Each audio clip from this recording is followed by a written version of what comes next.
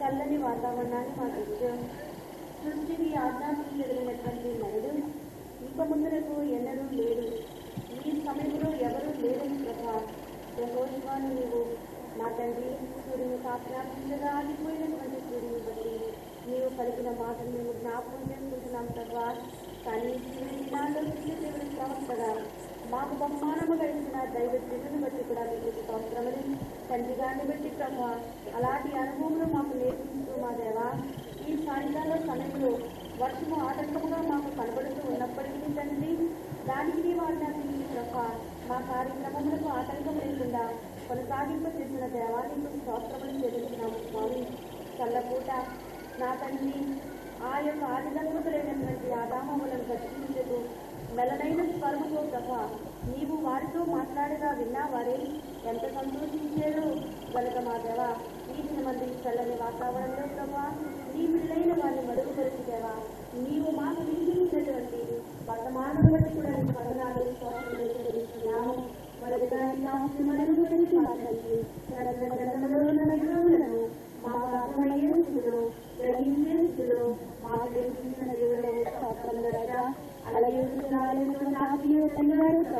తన బలహీన చూస్తున్నాము కూడా తండ్రి రాత్రంతా కొత్తగినటువంటి ఆత్మకాలమును ఆయన శాస్త్రానికి ఇచ్చినందుకు స్వాతంత్రం రాజా ఈ సమయంలోనైనా అనుభవంతో కూడిన ఆత్మలను ప్రభా అనుభవ శాస్త్రులను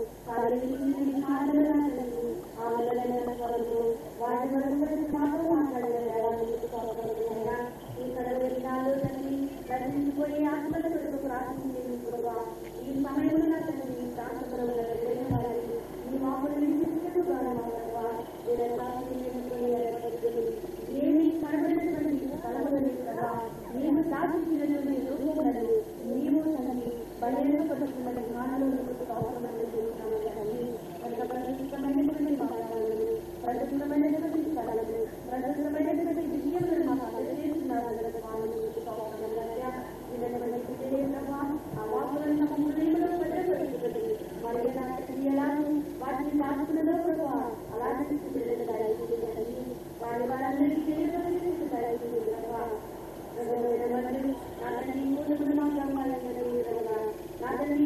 ప్రశాంతకరమైన జన్మిస్తున్న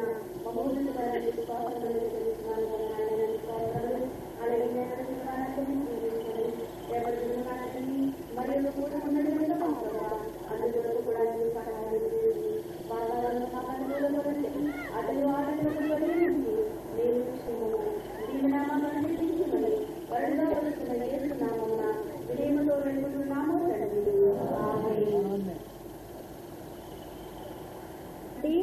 ద్వితీయోపదేశ కాండము 1:32 నరులాలో గుడారము వేసిన తండ్రికి జయము నరులాలో గుడారము వేసిన తండ్రికి జయము అందరినీ ఆకర్షించు అందరినీ ఆకర్షించు తండ్రికి జయము సర్వలోక ప్రభువునకు సంపూర్ణమైన జయము. కాబట్టి అతడు అయితే మీకు ఆ త్రోవ చూపించి మీ గుడారములను వేయవలసిన స్థలమును మీకు సిద్ధపరచు దేవుడు. కాబట్టి గుడారములను వేసే స్థలము సిద్ధపరిచే మన దేవుడు. ఇప్పుడు మనం చదువుకున్నాము, ఒకటి గుడారము, రెండవది నివాసము. కాబట్టి గుడారము అనేది దేనితో చేయబడుతుంది? ఒక సామాన్యమైనటువంటి తాళ్లతో లేక ఒక మందపాటి గుడ్డతో అలా చేయబడుతూ ఉన్నది గుడారం. మీరు అక్కడక్కడ చూస్తూ ఉంటారు కదా, గుడారాలు ఎలాగుంటాయి? తాత్కాలికంగా ఉంటాయి కదా. వారు పని అయిపోగానే ఏం చేస్తారు? ఈ గుడారాన్ని తీసి మళ్ళా మడి చేసి ఇంకొక స్థలంలోనికి వెళుతూ ఉంటారు. కాబట్టి ఒకటి గుడారము తాత్కాలికమైనది, రెండు నివాసము స్థిరమైనది.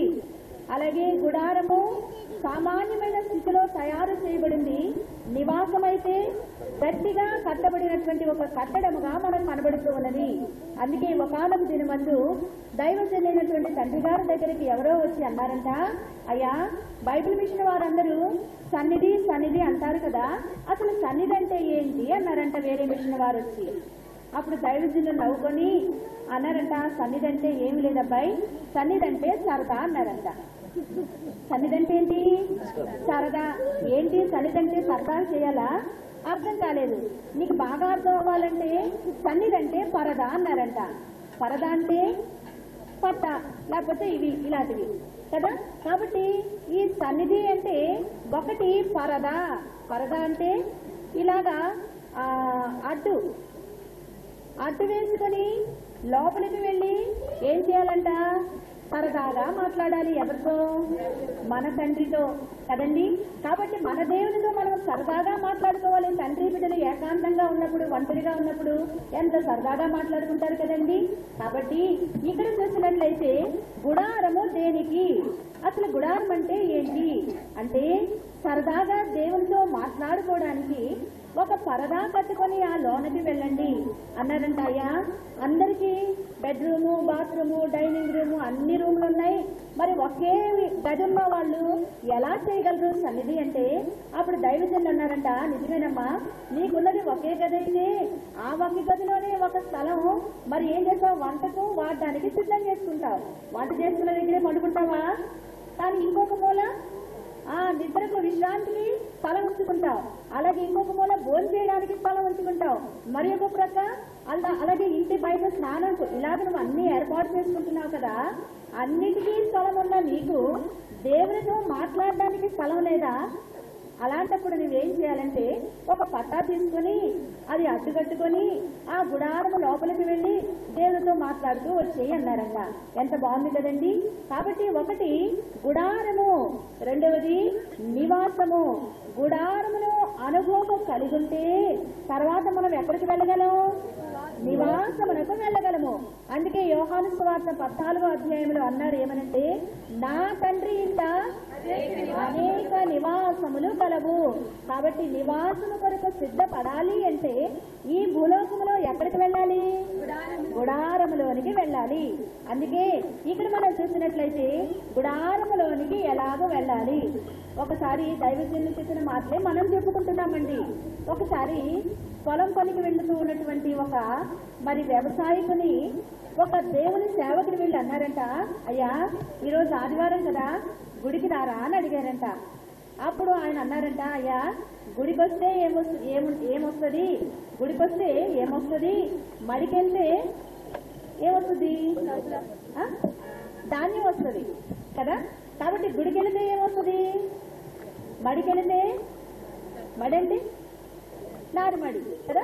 కాబట్టి నారుమడి వేసుకుంటే దాన్ని జాగ్రత్తగా చూసుకుంటే కొన్ని దినాలు అయిపోతే ఏమొస్తుంది? ధాన్యం వస్తుంది. ధాన్యం వస్తే కడుపు నిండుద్ది కదా. మరి గుడికి వెళ్తే కడుపు నిండుద్దా అని ప్రశ్న వేశారట. మరి ఒకటి, పోనీలేండి గుడికి రాకపోయినా మీ పిల్లల్ని ఎక్కడికి పంపిస్తారు? బడికి పంపిస్తున్నారు. మరి బడికి వెళ్తే 2 అక్షరాలు వస్తాయి, గుడికి వస్తే ఏమొస్తుంది అన్నారట. నిజమే, బడికి వెళ్తే ఏమొస్తాయి? అక్షరాలు వస్తాయి. బడికెళ్తే ధాన్యం వస్తుంది. మరి గుడికెళ్తే ఏమొస్తుంది?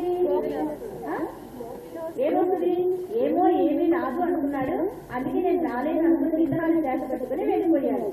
ప్రభునందు ప్రియులారా, మడికి వెళ్ళి ఎంత విత్తనం వేసినా గుడికి రాకుండా తప్పదు.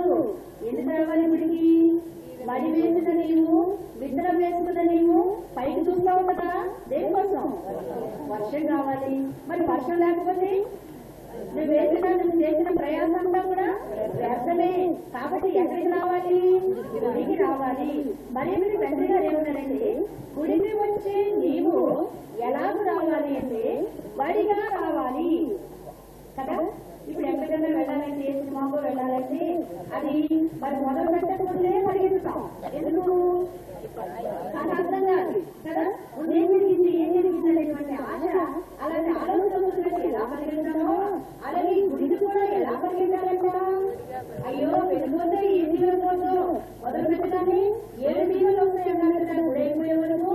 కాబట్టి 7 జీవనం మనకు కావాలంటే ముందే పరిగెత్తాలి అని దైవ సన్నిధికి వచ్చేటప్పుడు వడిగా పరిగెత్తాలి. కాబట్టి వడిగా పరిగెత్తిన మనము ఎక్కడికి వెళ్ళి పడతాము? దేవుని ఒడిలో పడతాము. కాబట్టి ఇప్పుడు 5 విషయాలు చెప్పాను. 1 బడి, 2 బడి, 3 గుడి, 4 బడి, 5 ఒడి. అర్థమవుతుందా? వీడియో చెప్పిన తర్వాత 5 ఉంటారు. కాబట్టి ఇక్కడ మనం చూస్తే గుడారంలోకి వెళ్తే మనకి ఏమవుతుంది అని మనం అనుకుంటున్నాము. కానీ గుడారంలోకి వెళ్ళినందువల్ల అక్కడ మనము వటువుగా సిద్ధపడడానికి ఒక విధి గదిగా లేక మనందరినీ మనని మాటలు నివారించుకోవడానికి సిద్ధపరచుకోవడానికి దేవుడు ఏర్పాటు చేసేందుకు ఒక ప్రత్యేకమైన స్థలంగా మనం చూడగలము. ఇక్కడ చూడండి, ఎంత పేద పెళ్లికూతురైనా బజార్లో తాను సిద్ధపడిందా? బజార్లో అలంకరించుకుంటున్నా లేదు. కలిగినటువంటి ఆ చిన్ని పాకాలోనైనా ఒక మూలము వెళ్ళి తన సౌందర్యం ఎవరూ చూడకూడదు. ఎందుకంటే పెళ్లి కూతురు బాగా ముస్తాబైన తర్వాతే బయటకు వస్తుందని వస్తూ పోతుందా? ఉండదు. ఎందుకని? తన అందము పూర్తి అయ్యే వరకు తన లోపలే ఉన్నది. అలాగే ఇక్కడ మనం చూసినట్లయితే వధువు సంగముగా సిద్ధపడాలి అనుకుంటున్న మనము అలాగే పెళ్లి కుమారుని దగ్గరకు వెళ్ళక పూర్వము ఈ పెళ్లి కళ సంపాదించుకునే స్థలమే ఏది అంటే గుడారము కదా. కాబట్టి ఈ గుడారములో పెళ్లి కుమార్తెకి ఏమేమి ఉంటాయంట? ఆహారం ఉంటది కడుపు నిండడానికి, ఇంకోటి ఏముంటది? నగలుంటాయి ధరించుకోవడానికి, ఇంకా ఏముంటాయి? విలువైన వస్త్రాలుంటాయి ఆమె కొరకు. ఇంకా మనం చూసినట్లయితే నలుగుంటది. ఏముంటది చెప్పండి? కాబట్టి బయట నలుగు పెట్టుకొని లోపల గుడారంలోకి వెళ్తుంది. అవునా కదా? కాబట్టి బయట ఉన్న మనకు ఈ శ్రమ అనేటువంటి నలుగున్నప్పుడే మనం లోపలికి గుడారంలోనికి వెళ్ళగలము. కాబట్టి శ్రమ లేనిదే పెళ్లి కూతురు కాదు, నలుగు లేనిదే పెళ్లి కళ రాదు. మరి అలా చూస్తున్నారేంటి? మీకు ఎవరికి నలుగు పెట్టలేదా? నలుగు పెట్టే పెళ్లి చేశారు కదా. కాబట్టి మరి పెళ్లి కుమారుడైనటువంటి వరుడైనటువంటి దేవుని దృష్టిలో కళ కలిగిన వధువుగా మనము కనబడాలి అంటే ఈ శ్రమ అనేటువంటి నలుగు మనకు అవసరము. అవసరమా కదా? అవసరమే. కాబట్టి ఈ నలుగు మనంతటా మనమే పెట్టుకుంటామా? ఎవరన్నా పెడతారా? బంధువులు పెడతారు, ఇంకా స్నేహితులు పెడతారు. ఒకవేళ నలుగు పెట్టేటప్పుడు ఈ పెళ్లి కుమార్తె నాకు నలుగు వద్దు అనదు. ఎన్ని దినాలు ఎంతమంది బంధువులు ఉంటే అన్ని దినాల ముందే పెళ్లి కూతురు చేసి రోజు ఒకళ్ళు పూటకొకళ్ళు నలుగు పెడుతూనే ఉంటారు. పెడుతూ ఉంటే ఈ శరీరంలో ఏమొస్తుందన్నమాట అమ్మా? ఛాయ లేకపోతే కళ. ఏం కళ? పెళ్లి కళ వస్తుంది. కాబట్టి ఈ పెళ్లి కళ వచ్చినప్పుడు పెళ్లికి వచ్చిన వాళ్ళందరూ కూడా పెళ్లి కూతురు ముద్దు పెట్టుకోవాలనిపిస్తుంది. దైవజనులు అన్నారంట, పెళ్లి కళ అందరికీ ముద్దయితే చాలా మందిని చూస్తే జబ్బుగా ఉంటే వెళ్ళి చూసంటారు, అమ్మా ఆయన చూడగానే జబ్బు ముదిరిపోయింది కదా, ఆయనలో ఏం కళ కనపడుతుంది? చావు కళ కనపడుతుంది అంటారు. కాబట్టి పెళ్లి కళ ముద్దొచ్చినట్లు చావు కళ ముద్దొస్తుందా? రాదు కదా. కాబట్టి మనకి ఏం కళ ఉంది? ఒకవేళ జబ్బు వచ్చే వాళ్ళకేమో చావు కళ ఉంటే నలుగు పెట్టుకునే మనకు ఏ కళ ఉంటుంది? పెళ్లి కళ ఉంటుంది. కాబట్టి పెళ్లి కళ లేకపోతే అసలు పెళ్లి కూతురులో ప్రత్యేకతే కనబడదు. అవునా కదా? కాబట్టి ఒకసారి ఒక పెళ్లి కుమార్తెను చూసి ఈమె ఏమీ బాగోలేదు, నల్లగా ఉంది, చట్టి ముక్కుంది, లేకపోతే జుట్టు సరిగా లేదు, లేకపోతే చెవులు సరిగా లేవు అని ఒకవేళ మనం ఆమె దగ్గరికి వెళ్ళి ఎన్ని వంకలు చెప్పినా ఆమె ఏమీ బాధపడదు. ఎందుకు బాధపడదు? మీరు ఎన్ని అనుకున్నా, నాలో ఎన్ని లోపాలు మీకు కనబడ్డా నేను చేసుకోబోయే పెళ్లి కుమారునికి నేను ఎలాగున్నాను, నచ్చాను, ఇష్టంగా ఉన్నాను అనుకొని తాను ఆ యొక్క విషయాలన్నీ పెడచెవిని పెట్టుతే కానీ అవన్నీ ఆమె విని వాటిని బట్టి విచారపడితే అసలు ఆమె పెళ్లి కూతురే కాలేదు కదా. కాబట్టి బైబిల్ మిషన్ బిడ్డలమైనటువంటి మనము ఈ రీతిగా సిద్ధపడుతూ ఉంటే మరి ఓర్చుకోలేని వారు, అర్థము చేసుకోలేని వారు, మనల్ని చూసేవారు, మనల్ని వెంబడించేవారు, మన సహవాసంలోకి వచ్చేవారు ఎన్నెన్నో వంకలు చెప్తారు మనల్ని చూసి. అయినంత మాత్రాన్ని మనము దిగులు పడాలా? దిగులు పడకూడదు. కాబట్టి మనకుండే కళ మనకుంటుంది. అయితే ప్రభు నందు ప్రియులారా, ఇక్కడ మనం చూసినట్లయితే గుడారము, మొదటిగా మనం చూస్తే గుడారపు అనుభవం కలిగిన ఒక వ్యక్తి ఉన్నారు. ఎవరు? నిన్నే చెప్పాను నేను. ఎవరు చెప్పండి? అబ్రహాము, ఇంకా యాకోబు కదా. కాబట్టి ఏశావు ఆ యొక్క దేశ దిమ్మరిగా తాను తిరుగుతూ ఉండేవాడు, మందను కాస్తూ ఉండేవాడు. కానీ యాకోబు అయితే గుడారంలో నివసించేవాడు. దేవుని ఏర్పాటులో ఉన్న మరి దేవుని చేత ఏర్పరచబడిన వాడు గనుక తాను ఏ నివాసి అయ్యాడు? గుడారపు నివాసి అయ్యాడు. అలాగే గుడారపు అనుభవం కలిగినటువంటి అబ్రహాము ఒకానొక దినమందు సింధూర వనములో గుడారము బయట ఉన్నాడంట. అంతసేపు ఎక్కడున్నాడు? లోపలే ఉన్నాడు. ఏం చేశాడో తెలియదు. కానీ ఎండవేళ గుడారము బయటకు వచ్చాడు. సాధారణంగా 12 వరకు ఇంట్లోనే ఉంటాం. పని అంతా అయిపోయిన తర్వాత ఏం చేస్తాం? బయటకు వచ్చి నిలబడతాం కదా. అలాగే అబ్రహాము గారి యొక్క పనంతా గుడారంలో చేయాల్సిందంతా చేసిన తర్వాత ఆ తర్వాత ఎండవేళ బయటకు వచ్చి నిలబడ్డాడంట. నిలబడినటువంటి అబ్రహాము ఎవరి కోసమో చూస్తున్నట్లున్నాడు. తనకి ఏం అర్థమైపోయింది? గుడారంలోనికి వెళితే అసలు జరగబోయే సంగతి ఏదో తనకి తెలిసిపోయింది. కాబట్టి ప్రభు నందు ప్రియులారా, గుడారము అనుభవం కలిగిన వారమైతే, గుడారంలోనికి వెళ్లే అనుభవం మనము సంపాదించుకున్న వారమైతే రేపు ఏమి జరగబోతుంది, మన ఇంటికి ఎవరు రాబోతున్నారు, లేక ఏ శ్రమ మనకు రాబోతుందని మన జ్ఞానానికి, మన మనసాక్షికి, మన నడిపింపుకి దేవుడు తప్పకుండా తెలియపరిచేవారై ఉన్నారు. ఏం చెప్పాలో తెలియదు. అవునా కదా? ఆ ప్రశ్నలన్నింటికీ సమాధానం రావాలంటే గుడారంలో కూర్చోవడమే గొప్ప విద్య. అయితే ఇక్కడ మనం చూస్తే దేవునికి ఆతిథ్యం ఇవ్వగలిగిన శక్తిమంతుడయ్యాడు, సామర్థ్యుడయ్యాడు. ఎవరు? అబ్రహాము గారు. కాబట్టి మానవునికి దేవునికి ఇప్పుడు ఏమొచ్చేసింది? స్నేహం వచ్చేసింది. అవునా కదా? కాబట్టి స్నేహితులైన వారు వచ్చి వారు వెళ్ళిపోతూ ఉంటే గుడారపు అనుభవం కలిగిన అబ్రహాము వారిని ఏం చేశాడంట? సాగరంపుడానికి వెళ్ళాడు. సాగరంపుడానికి వెళ్ళాడు కనుక అసలు సంగతి ఏంటో తెలిసిపోయింది. ఏం జరిగింది? ఏం జరిగింది?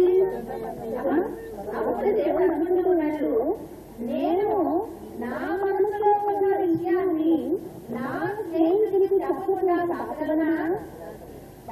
దేవుడు ఏమీ దాచలేదు. కాబట్టి అప్పుడు వెంటనే అంటున్నారు, ఇదిగో కనబడుతున్నటువంటి ఆ సొదొమ పట్టణమును నాశనం చేయుటకు మేము ఈ స్థలానికి వచ్చాము. ఎప్పుడైతే ఆ మాట విన్నాడో ఆ సొదొమలో ఎవరున్నారు? అబ్రహాము యొక్క ఆ సహోదరుడు ఉన్నాడు. కనుక ఆ సహోదరుని కొరకు ఈ అబ్రహాము గారు ఎలాగూ ఉన్నాడు. డైరెక్ట్ గా చెప్పేది ప్రభా, ఆ విషయాన్ని ఉన్నాం కదా, అక్కడే నా సహోదరుడు లోతున్నాడు, దయచేసి ఆయన మాత్రం ఏమీ చేయొద్దు, నాశనం చేయండి అని చెప్పొచ్చు కదా. చెప్పాడా? చెప్పలేదు. తగ్గించుకుంటున్నాడు. ఎలాగంటున్నాడు ప్రభా? ఆ పట్టణంలోనే 50 మంది ఉంటే 50 మందితో పాటు మరి ఈ యొక్క దుర్గైన వారితో పాటు 50 మంది నాశనమైపోవాలా అని ఎంతో చిన్నగా చెప్తూ చివరికి ఏమన్నారండి? 10 మంది ఉంటే ఆ పట్టణంలో కాపాడమా? అందుకే దేవుని దగ్గరికి వెళ్ళినప్పుడు ఆత్మ నడిపించడం ద్వారా మాట్లాడలేదు, కానీ ఏదో మనకు వచ్చినప్పుడు గొప్పగాని మాట్లాడేస్తుందా? కాబట్టి మరి ఆ అన్యమైనటువంటి రాజు దగ్గరకు వెళ్ళి నిలబడినటువంటి వచ్చారు. రాజు దగ్గర రాజా, నేనే రేపు ఎందుకు చేస్తున్నాను, ఎందుకు రండి అని పిలిచిందే కానీ ఆమె అసలు ఎందుకు నిండు చేస్తున్నా వచ్చిందా? చెప్పలేదు. అందుకే మనకి ఏమైనా పని అవ్వాలంటే గొప్ప వాళ్ళతోటి ముందే చేస్తాం, భోజనానికి పిలుస్తాం కదా. వాళ్ళు భోజనం చేస్తూ ఉంటే మనకు కావాల్సిన అవసరం లేదు వాళ్ళకి, అప్పుడు చెప్పాం. అంతేగాని ముందే చెప్పు, ముందే పిలము, ముందే అన్ని విషయాలు చెప్పాము. అందుకే ఎస్ఐ ఏం చేసిందంట, విందు సందుగా చేసుకుని అసలు విషయం ఏదో వివరణ చేస్తుంది. అలాగే ఇక్కడ కూడా మనం చూసినప్పుడు ప్రభుత్వ ఈ యొక్క సుధర్మ పదం యొక్క నాశనం వరకు వెళ్తున్నటువంటి దేవాది దేవుని దృష్టిలో తను తగ్గించుకొని తాను ఎంతగా బ్రతుకులాడి తాను కోరుకున్నాడో కనబడుతున్నది. అక్కడ ఒక మాటని అబ్రహాము వేసుకున్న గుడారము వేరు, అలాగే లోతు వేసుకున్న గుడారము వేరు. అబ్రహాము దేవుని చిత్తాన్ని బట్టి గుడారం వేసుకున్నాడు, దేవుని చూపించిన స్థలంలో వేసుకున్నాడు, స్థిరపడ్డాడు. కానీ లోతైనో తన ఇష్టాన్ని బట్టి సొదొమ పట్టణంలో గుడారము వేసుకునేను అని ఆదికాండములో ఉన్నది. కాబట్టి దుర్మార్గుల మధ్య మరి ఆయన గుడారం వేసుకుని తన ఇష్టాన్ని బట్టి జీవిస్తూ ఉన్నాడు కనుక ఆ యొక్క ఉగ్రత ఆ దేశానికి వచ్చింది. కానీ అబ్రహాము ప్రార్థనను బట్టి ఎవరు రక్షించబడ్డారు? ఆ లోతు కుటుంబం కాపాడబడింది. అందుకే ప్రభునందు ప్రియులారా, కుటుంబములకు ఒకరు మీరు వస్తే మిమ్మల్ని బట్టి దేవుడు మీ కుటుంబాన్ని కాపాడతాడు తప్పకుండా. అవునా కదా? అలా కాపాడకపోతే నువ్వు రోజు పండుగ వెళ్తున్నావు, మనకు వచ్చింది ఏమీ లేదు, మనకి ఏమీ వాడలేదు, మనకి ఏమీ కలిసి రాలేదు, అసలు ఎందుకు ఆలోచించే వాళ్ళే. కానీ పాస్టర్తో వారికి అనుభవం నేర్చుకుంటున్నారు, కలిగి ఉన్నారు కనుకనే అమ్మ వెళ్ళా దేవుని పని చేసుకో అని పంపుతూ ఉన్నారు వీళ్ళు. అలాగే నువ్వు వెళ్ళినా అని చక్కగా పంపుతూ ఉన్నారు. కనుక ఆ దీవెన ఎవరి మధ్య వస్తుంది? వచ్చిన వారిని బట్టి ఆ దీవెన వస్తున్నది కనుక అబ్రహామును బట్టి ఎవరికి దీవెన చేసింది? ఆ లోతు కుటుంబములకు దీవెన చేసింది. సరే, ముగించేసుకుందాము. ఇక్కడ మనం చూసినట్లయితే ఆశించనిచ్చే అనుభవము, మరి ఒకటి చూస్తే అందరంగానే తెలుసుకునే అనుభవము, మరి ఒకటి చూస్తే గుడారపు అనుభవంలో ఉన్నటువంటి మనము శత్రువుని సహా జయించగలిగిన శక్తి సంపాదించుకోగలము. ఎవరు మన శత్రువు? సాతానుడే కదా. వాడిని జయించాలంటే మనకి ఏం కావాలి? శక్తి కావాలి. శక్తి కావాలంటే మనం ఎక్కడికి వెళ్ళాలి? గుడారంలోనికి వెళ్ళాలి. ఆ గుడారమే దేవుని సన్నిధి. కాబట్టి దేవుని సన్నిధిలోనికి వెళ్తే మనకు శక్తి వస్తుంది. ఆ శక్తిని బట్టి మన అపవాది లేక మన పగవాన్ని మనము జయించగలము. అందుకే న్యాయాధిపతుల గ్రంథంలో ఒక మాట ఉంది. ఏమనంటే న్యాయాధిపతులు 4:21 చూసినట్లయితే యాయేలు అనబడినటువంటి ఆ స్త్రీ సిసెరా అనబడినటువంటి ఆ బలవంతుని ఏం చేసింది చెప్పండి? గుడారములోనికి తోడుకొని వచ్చి ఏం చేసింది? అక్కడ తన తలను మేకుతో గురించి వేసింది కదా. కాబట్టి ఆలోచన ఎక్కడి నుండి వచ్చింది? గుడారపు అనుభవంలో ఉన్నది కనుక తనకు తెలియబడింది. ఆ శక్తి తనకు వచ్చింది. అలాగే ప్రభునందు ప్రియులారా, మనము కూడా గుడారపు అనుభవం కలిగిన వారమైతే ఆతిథ్యం ఇవ్వగలము. ఎవరికి? దేవుని దూతలకు, మరి దేవాది దేవునికి, దేవుని బిడ్డలకు, ఆయన సేవకులకు. మరి ఒకటి మనం చూస్తే ఆతిథ్యం ఇచ్చినటువంటి మనమే, సత్కరించిన మనమే బహుమానాలు అందుకోగలము. అవునా కాదా? కాబట్టి నా నామమున గిన్నెలు చన్నీళ్ళిస్తే మీకేముంటుంది? ప్రతిఫలం ఉంటుంది. అందుకే ప్రవక్త ఆ సారెపత విధవరాల దగ్గరికి వెళ్ళినప్పుడు, అమ్మా నాకు ఒక అప్పం ఇవ్వా, ముందు ఏమడిగారు? నీళ్లు అడిగారు. నీళ్లు అడిగిన తర్వాత నీళ్లు తేడానికి వెళుతూ ఉంటే ఈ విధవరాలు వెంటనే ఏమడిగారు? అప్పం అడిగారు. ఏమప్పం? నీవు చేసుకున్న దానిలో మొదటి అప్పం ఇమ్మన్నారు. ఈమె అప్పం అనేసరికి ఆగిపోయింది. నీళ్ళైతే ఇస్తాం కానీ పాలిమ్మంటే ఇస్తామా ఎవరిని వస్తే? అమ్మా, కానీ నీళ్ళు కొరకు వెళుతూ ఉన్న ఆమెను అప్పం అడిగిన వెంటనే ఆగిపోయి తన కథ అంతా చెప్పేస్తుంది. అయ్యా, నువ్వెవరో పాఠశాలలాగున్నావు, ఒకవేళ దేవుని బిడ్డవైతే అయ్యున్నావు, కానీ ఈ యొక్క నా గుడ్డిలో లేక నా యొక్క సింతాలో ఉన్న నూనె కొంచెం ఉంది. అలాగే తొట్టిలో ఎంతుంది? ఒక పిడికెడు పిండి ఉంది. ఆ పిండి 2 రొట్టెలు ఉంటుంది. ఆ 2 రొట్టెలు నాకొకటి, నా కుమారునికి ఒకటి. మేము చనిపోకముందు ఈ కరువు కాలంలో అవి 2 మాకు ఆహారము అని చెప్పింది. అయినా సరే విడిచిపెట్టారా? విడిచిపెట్టలేదు. కానీ మళ్ళా ఏమన్నారు? అమ్మా, ఆ రొట్టెలోనే మొదలు చేసింది ఆ చిన్నిని నాకు తెచ్చిస్తే కరువు కాలం అంతా నీవు నీ బిడ్డ పోషింపబడతారు. అంతేకాదు మా వాక్యంలో మీరు వెళ్ళి చదువుకోండి. ఆమె చేసిన పనిని బట్టి కరువు కాలం అంతా కూడా ఆమె పోషింపబడింది, వారి కుటుంబంలోని వారు కూడా పోషింపబడ్డారు. కానీ రొట్టించింది ఎవరు? విధవరాలే. పేద విధవరాలు రొట్టిస్తే ఆ రొట్టె ప్రవక్త తిన్నందువల్ల ఎవరెవరు కరువు తీరింది? స్వజనులకు కూడా కరువు తీరిందట. కరువు కాలం అంతా పోషింపబడ్డారు. ఎంత ఆశీర్వాదులండి. దైవజనుని మాట చెప్తూ అన్నారంట, ఆ విధవరాలే ఏమీ కనబడకపోయినా విశ్వసించింది, ప్రవక్త మాట నమ్మింది. నాకు మొదటి అప్పమిస్తే కరువు కాలం పోషింపబడతామండి. ఎవరు నమ్మగలరండి? నమ్మలేరు. అందుకే వాక్యంలో ఏమున్నదంటే, ఆ సారెపల్లి గ్రామంలో ఎందరో విధవరాలు ఉండొచ్చు, కానీ ఆ ఒక్క విధవరాలే దేవుని కొరకు అతిథులు ఇష్టమైన వాడు ఇంటికి వస్తే ముందు ఆ పొయ్యి అలికి వంట చేయడం మర్యాద. అవునా? మీకు తెలీదా? కాబట్టి అలా చేస్తారట. కాబట్టి ఎప్పుడైతే అయ్యారు వచ్చారో ఇవేం చేస్తున్నట్టే గబగబా అయ్యా కూర్చోండి అని కూర్చోబెట్టి గబగబా ఆ పొయ్యి అడిగేసి అంతా శుభ్రం చేసేసి తర్వాత ఏం చేసిందంటే, అయ్యా నేను ఎన్నో రోజుల నుంచి నాకు కోరుకుంది, నా చేతులతో స్వయంగా వంట చేసి మీకు పెట్టాలి అని ఇంతకాలానికి దేవుడు నెరవేర్చారు. మరి మీరు ఏమీ అనుకోవద్దయ్యా, నాకు కలిగిందే నేను వంట పెడతాను, మీరు భోజనం చేసి వెళ్ళాల్సిందే ఎట్లయినా అని మరి ప్రతిలాడుతుందట. సరే, దైవజనులు దేవునితో పంపబడ్డారు కనుక చాలా సంతోషించి, అమ్మా నువ్వేమి కంగారు పడద్దు, నీ వంటేసి నేను వెళతాను, అప్పటి వరకు వెళ్ళట్లే అని కూర్చున్నారట. కూర్చుంటే మరి ఈమె వంట చేయడం మొదలు పెట్టేసింది. మరి అన్నం వండేసిందట, కూర వండుతూ ఉంది. వండుతూ ఎలా వండింది?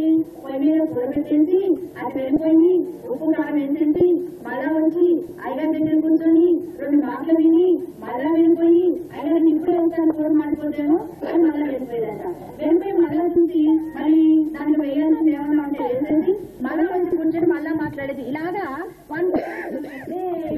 అపరంగాలు ఇది చేస్తుంది, అయ్యగారిని పలకిస్తుంది అని పరిగెడుతుంది. సరే ఎట్లయితేనేమి వంట అయిపోయింది. అప్పుడు సంతోషం అన్నారంట. అయ్యా వంట అయిపోయింది, రండి కూర్చోండి, ఫోన్ చేయండి, వడ్డిస్తాను అన్నారంట. సరే ఒక ప్లేట్ పెట్టింది, పర్లేదు మా ప్లేట్ అయ్యగారి ముందు పెట్టిందంట. అన్నం పెట్టింది, కూర వేసిందంట. కూర వేస్తే సరే అయ్యగారు ఆ అన్నం కూర చాలా సంతోషంగా తింటూ ఉన్నాడు. మనం కూడా ఆతిథ్యులు ఎవరన్నా మన ఇంటికి చుట్టాలు వస్తే, స్నేహితులు వస్తే వాళ్ళు తింటూ ఉంటే ఎంత బాధిస్తూ ఉంటాం కదా. వాళ్ళు తింటుంటే మనకి సంతోషం. అంతేకాదు భలే బాగుంది అంటే ఇంకా సంతోషం, ఎలా చేశారమ్మా అంటే ఇంకా సంతోషం. కాబట్టి మనం ఎలా ఉంది వాళ్ళు తింటూ ఉంటే మనం సంబరపడిపోతూ ఉంటామో, అలాగే దేవశ్రీ గారు ఒక్కొక్క తింటూ ఉంటే ఈ యొక్క విశ్వాసి కంట ఎంతో సంతోషం అయిపోయిందంట. అలా చూస్తూ ఉండే కానీ బాగుందా, సరిపోయిందా, అన్ని బాగుందా అని అడగలేకపోతుంది. ఇక నోట్లో నుంచి మాట్లాడలేదు. సరే అన్నవాళ్ళు ఇంకా తినేశారు, చాలా సంతోషం. అలా కూర్చొని అన్నం పెట్టుకున్నాక కూర వేసుకుంది. కూర వేసుకుంటే అమ్మ తిను, ఏంటి నా అమ్మకులు చూస్తున్నావు, తినేసేది అన్నారట. సరే అయ్యగారిని చూసుకుని అలా కూర కలుపుకొని అన్నము కూర కలుపుకొని ఒక ముద్ద నోట్లో పెట్టుకుందంట. నోట్లో పెట్టుకునేసరికి మొహమంతా వికారం అయిపోయిందంట ఆమెకి. ఏంటి వికారం అయిపోయింది? ఆ పెట్టుకున్న ముద్దే మింగలేకపోతుందంట. మింగలేకపోతే అయ్యగారు అన్నారంట, అమ్మ మీరు తిను అన్నారట. అప్పుడు అనుకుందంట అయ్యగారికి, ఎలా తినాలి ఏమన్నా అన్నారట. అప్పుడు అయ్యగారు ప్రశ్న చేసిందట, అయ్యా ఇంత భయంకరమైనటువంటి ఈ కూర అంత ఇష్టంగా మీరు ఎలా తిన్నారండి అని అడిగిందట. అడిగేసరికి దైవజనులు చక్కని సమాధానం చెప్పారండి. నేను నీ కూరలను చూడలేదు కానీ నీ ప్రేమనే చూడాలమ్మా అన్నారట. ఎంత సంతోషం ఉంటుంది. కాబట్టి ఇక్కడికి వచ్చినటువంటి మీరందరూ కూడా ఎంత ప్రేమ కలిగిన వారు కాకపోతే ఇంట్లో పనులన్నింటినీ విడిచి, బిడ్డలను విడిచి, మరి ఈ యొక్క సుఖం విడిచి ఇక్కడికి వచ్చి ఇంతసేపు కూర్చోవాలంటే సామాన్యమైన సంగత కాదు. ఇంట్లో కొంచెం సేపు కూర్చోలేము, ఏదైనా పని చేయాలంటే వెళ్ళి నడుమాల్చుకుని వస్తానమ్మా అంటారు. కానీ మొదటి అధ్యాయము 18 వచనము చదువుకుందాము. నేను మొదటి వాడను, కడపటి వాడను, జీవించువాడను, మృతుడనైతిని గాని ఇదిగో యుగ యుగములు సజీవుడనై ఉన్నాను, మరియు మరణము యొక్కయు పాతాళ లోకం యొక్క తాళపు చెవులు తాళపు చెవులు నా స్వాధీనంలో ఉన్నవి.